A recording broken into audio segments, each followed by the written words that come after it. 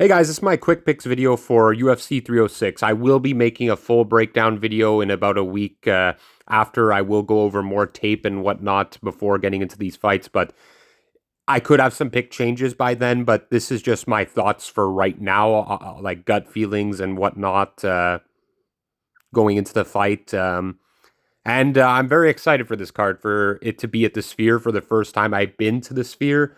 I went last time when I went to see UFC 303, and yeah, it's pretty small. I don't think it can fit like that many people. Maybe that's why it's so expensive, but also like I heard the card costed a lot to just have it at the Sphere itself. The tickets are like the cheapest are like $2,000 or something. And when I was going to see Conor McGregor versus Chandler before it got canceled, they were cheaper than that. So yeah, I went to UFC 303 and I saw Yuri Prohaska get KO'd, which one of my favorite fighters. But anyway, let's get into this card. Okay, Raul Rosas versus Ariki Lang.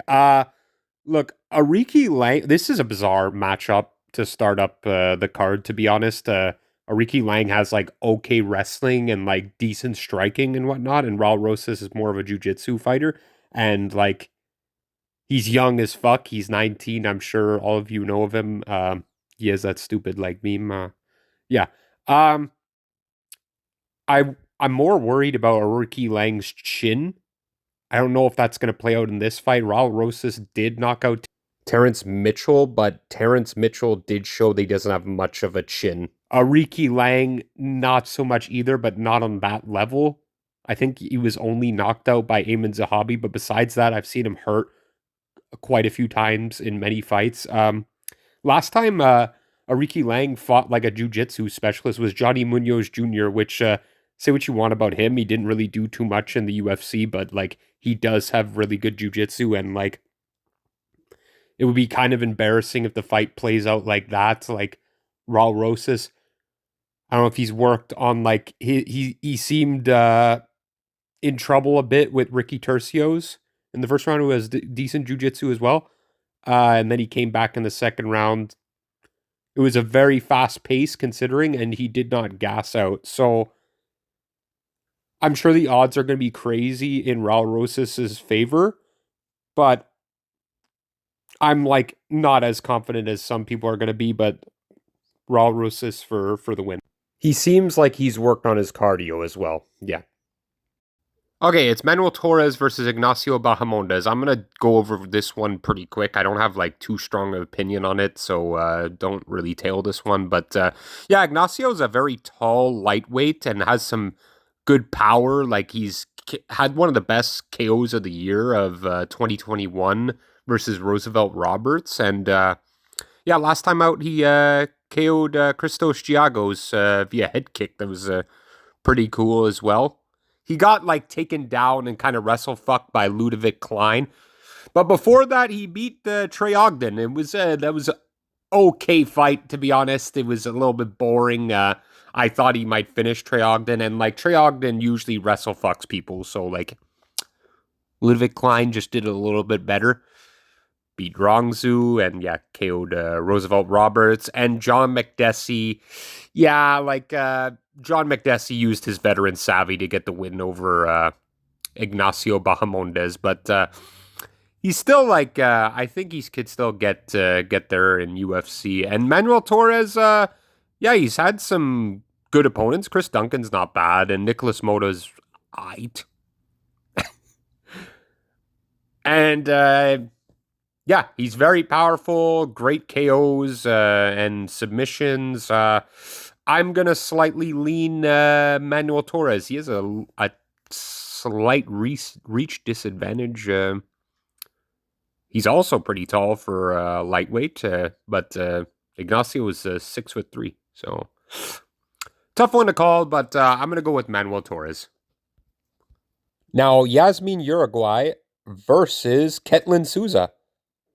Okay, I was introduced to Yasmin Uruguay with her fight with Yasmin Lucindo, and I think Yasmin Lucindo is pretty good in the UFC. She's pretty solid. Her only loss is to Yasmin Uruguay, and that fight was about to be fight of the night on that card until David Onama and Nate the Train fucking lit up the place. That was an amazing fight, but yeah, they had a great fight.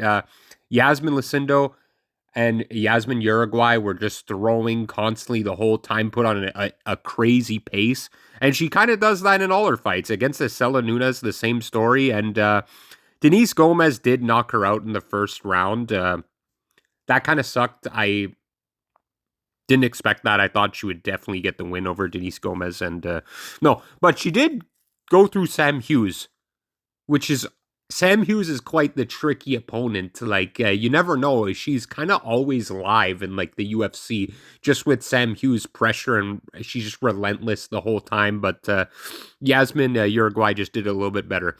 Now Ketlin Souza. Yeah, she's okay. She lost to Karine Silva and beat Marnik Men, and Marnik Men is like Invicta, like she's okay. She's definitely tough. She took like quite a beating in that fight and her fight prior to Josephine Knutson. And yeah, I think I'm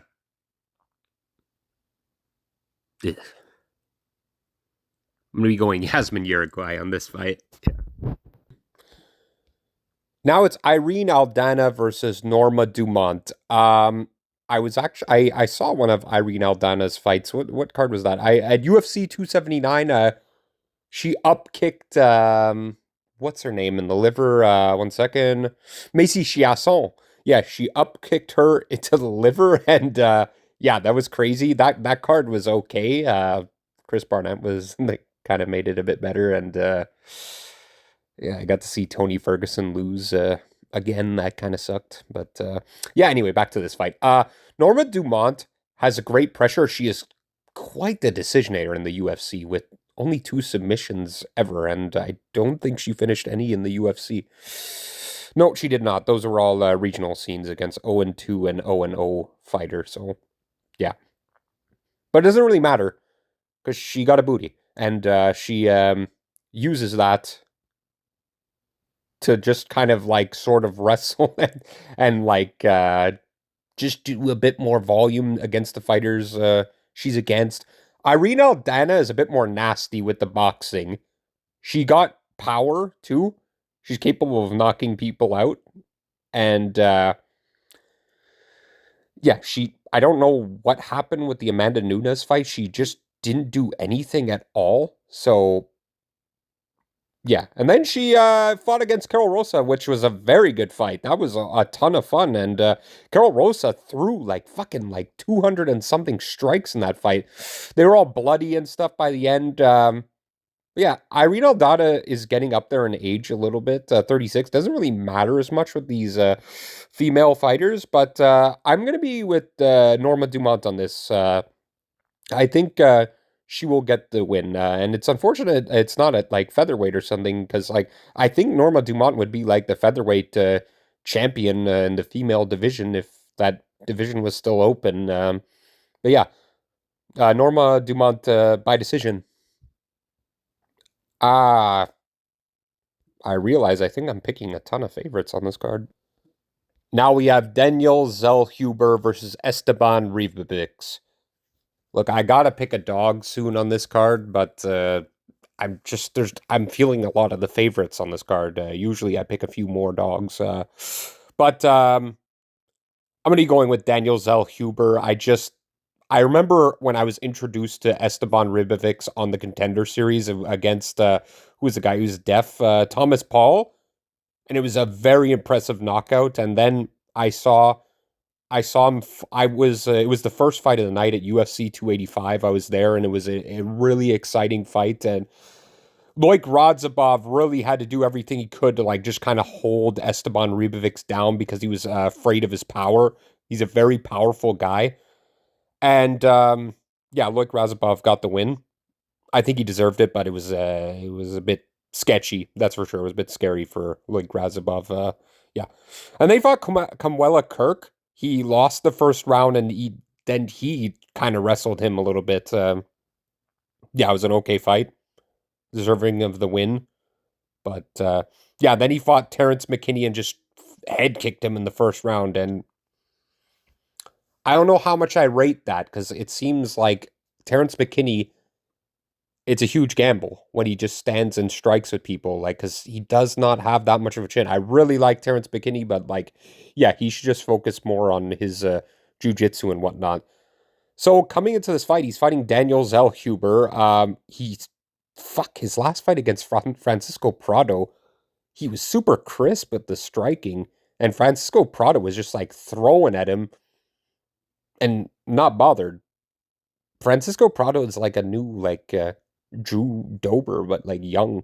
But if Francisco Prado keeps fighting like that, his chin's gonna go away, and I'm surprised like he didn't get hurt more against Daniel Zellhuber because he was landing constantly. Very good accuracy with Daniel Zellhuber, and he choked Christos Giagos, and he beat Lando Venata and lost to Trey Ogden, but he had the UFC jitters against Trey Ogden, I'm pretty sure. So,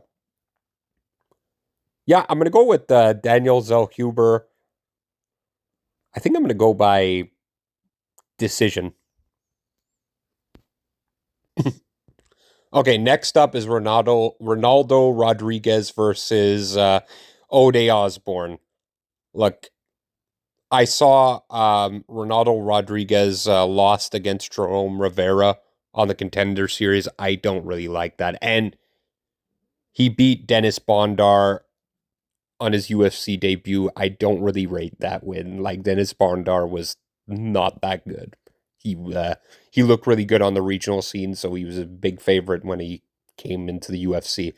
But Ode Osborne is a bit wishy-washy. You never know, like, when he's going to come through, because he has beaten pretty good guy. Oh, he beat Jerome Rivera round one. He beat CJ Vergara, which is, he can be a tricky opponent. And when he fought Charles Oliveira, when he fought Charles Johnson, some people thought he lost that fight. I think he lost too, but it was a very close fight. And yeah. Oh my God, yes, I remember when Tyson M fucking knocked him the fuck out. He's not very durable for a flyweight. Am I crazy? But I think I'm going to go with O'Day or... No, no, okay. I'm going to go with Ronaldo Rodriguez, but I think O'Day's kind of live in this fight. He just makes a lot of mistakes, Ode Osborne, so I can't really trust him. He makes mistakes that get him finished as well. Ronaldo Rodriguez has not been finished yet, and Ode Osborne is very susceptible to get finished rather by submission or knockout. The chin is not all there, but he's not a bad underdog in this fight, I think. But yeah, the pick is Ronaldo Rodriguez. Okay, Brian Ortega versus Diego Lopez. This fight was supposed to happen at UFC 303. I was actually at that event where Dan Ige stepped in on like 3 hours notice. I didn't even know it was happening till like practically the fight. I was really looking forward to see Brian Ortega and Diego Lopez fight. Diego Lopez did have like trouble with Dan Ige, considering it was on 3 hours notice. He lost the third round, but he had a great pace for the first and second round. Seemed to get a little bit tired in the third round. Extremely powerful guy, Diego Lopez is.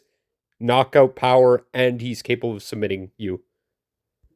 So, Brian Ortega did get dropped by Yair Rodriguez in their fight, but he did come back and submit Yair Rodriguez. It was a fantastic finish in the third round of a 5-round fight. This fight is only 3 rounds, but this is a very tough fight to call for me, to be honest. Diego Lopez has a lot of hype around him and a lot of confidence as well. He started off with he gave Movsar Evloev his first performance bonus in the UFC for Fight of the Night, because Movsar Evloev is extremely boring. Anyway, Brian Ortega Does he have the better jiu-jitsu than Diego Lopez? I'd say probably. But when you put two jiu-jitsu guys together, most of the time it's going to be a striking battle. Does Diego Lopez have the better hands? Probably.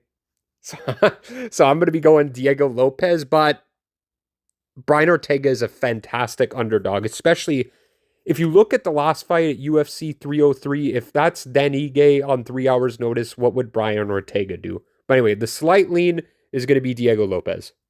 Just wanted to add that Brian Ortega is a very accomplished fighter in the UFC who's only really lost to Max Holloway and Volkanovski. That loss against Yair Rodriguez the first time was a freak accident, and yeah, he showed after he beat Yair Rodriguez. It was a tough fight. He got hurt and then he came back. But yes, Brian Ortega, it will be Diego Lopez's best win if he does beat him. But this one, when I do my breakdown closer to the card, it's susceptible to a pick change, honestly. Okay, now it's Valentina Shevchenko versus Alexa Grasso. I wish I can pick both of them. I really like both these fighters. The Ultimate Fighter with them was like the most respectful like coaches I've ever seen towards each other. It was awesome like that, and they're really friendly outside, but when they get in the ring, no, that's all over.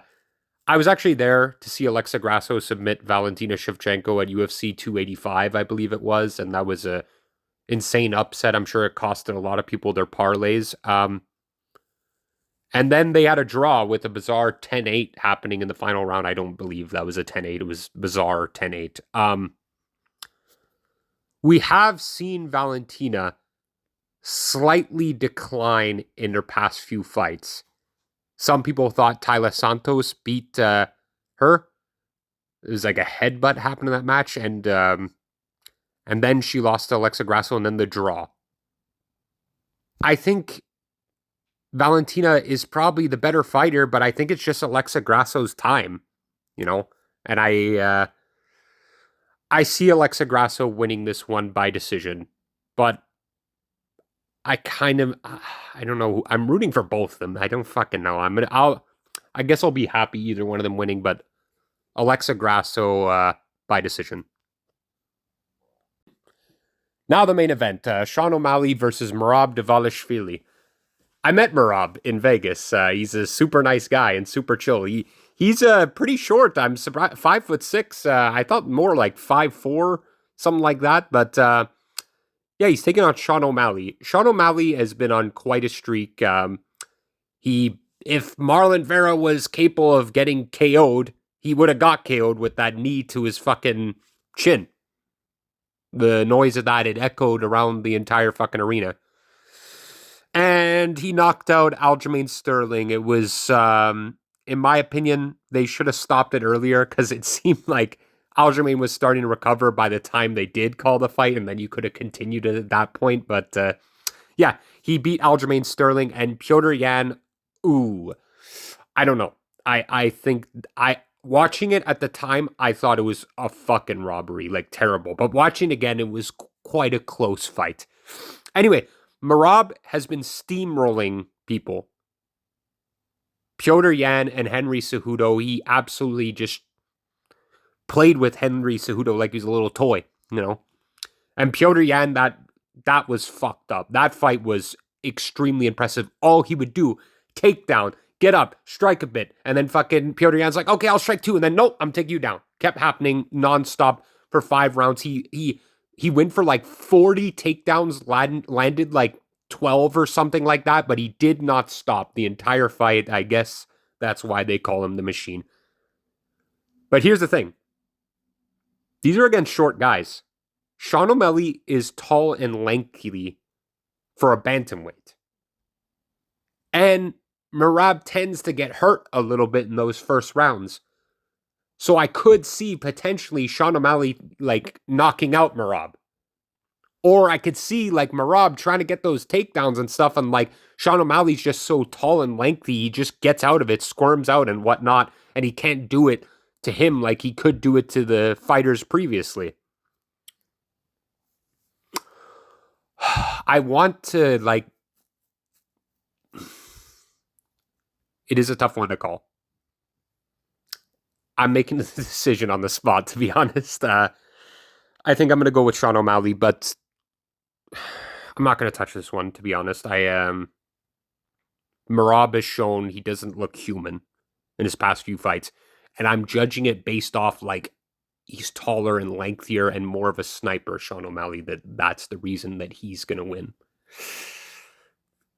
Yeah, but either way, I don't even really want to pick this one, but, like, Sean O'Malley, like, slightly. Yeah.